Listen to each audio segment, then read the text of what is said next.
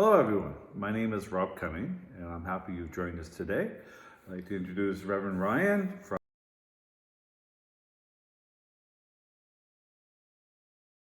We're all together today to talk about Athanasius and his book on the Incarnation. I came across a reference to it a year ago in a podcast and it intrigued me, and I had set it in my calendar as something, challenge myself to read this very ancient book, which is somewhat daunting to think about reading original Athanasius. So you read it in the original Greek? Yes, that's me. I had studied all year and alphas and omegas and all that kind of stuff. Then I heard from Father Bill that our friend here, Ryan, is a Athanasius fan. I am. And we're both really excited to have this session today. There's going to be 5 videos in total. The first one is more an introduction to history, and then we'll go through each of the 4 sections. They've been split up by our friend here into 4 groups. And they're easy. They're chapters about 2 minutes long, and we'll get through them together. These videos are going to be short. We're just going to be sampling some topics here. I've already read through it myself once. I'm going to go through it the second time, and there's a lot here to talk about. So I'm really excited that we've got this program going.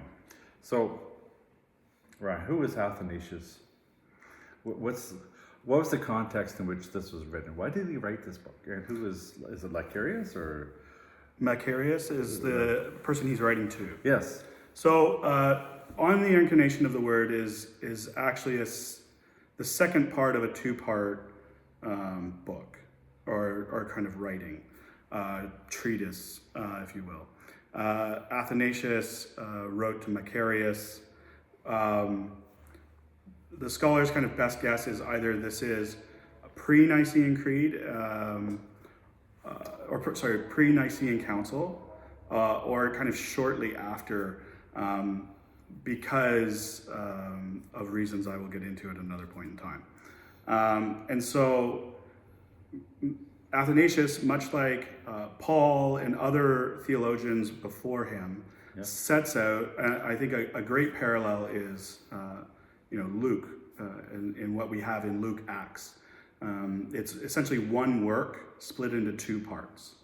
And the first of the works that we're not looking at here is called Against the Gentiles. And it's really refuting a lot of the arguments that were present in the Roman kind of empire at the time against Christianity. And so his first work really dives into that, and it sets up kind of a groundwork. You don't have to have read that to read on the Incarnation, but it sets up a lot of the groundwork then for why then he comes into talking about why the Incarnation of the Word had to happen. Why did Jesus, who was before taking on human flesh, the Son of God and the Word of God, why was it necessary that he, empty himself, come to earth, put on flesh of the Virgin Mary, live as one of us, die, truly die, in a particular way. And then we get into that. And then get into that later. And then rise again, and then ascend to be with the Father, and is still with the Father in his human body. And that's one of the things that's impressed me about this. I was thinking about Advent, such a Christmas trees and jingle bells and that kind of stuff for 4 weeks, and really the focus on death. And we'll get into that next on week 1.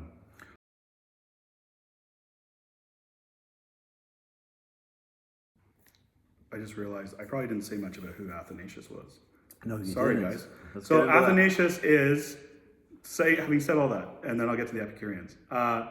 Athanasius was born in about 297 AD. He was born in the city of Alexandria, grew up there, caught the attention of the bishop, was made a priest, and he was kind of the right hand of the bishop. And because he was the right hand of the bishop, was brought with the bishop to the Council of Nicaea, where he was not single-handed with those who were part of what is now known as the Orthodox group. They were instrumental in refuting this up-and-coming individual named Arius, who had some differing opinions about who Jesus was in his relationship to the Father. And so kind of post-Nicaea, a lot of Athanasius's work and time was spent either in the church. He was eventually made the Bishop of Alexandria, and then refuting the claims of Arius. The latter half of his life was spent refuting Arianism and what is now known as, yes, the heresy, because it is heretical for reasons we will explain later. And so, yeah, this work is really important because it really gets to the heart of what is Orthodox Christianity in a very kind of straightforward way. And he, at many times, was alone in that fight. He was exiled five times throughout his bishopric, or episcopacy, I guess the word is. And so, yeah, he's a wonderful man who just loved Jesus very intensely and wanted to love him rightly. So let's get into it. Let's get started.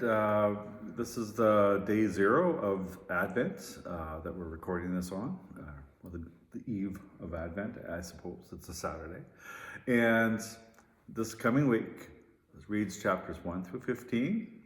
And later on this week, I'll have this first video of the first week out to you folks to look at. I hope nothing but the best for your experience of reading this. I've learned a lot myself. I hope it deepens all of our collective understandings of what it means for Christ to come to this planet of ours and become one of us. Thank you.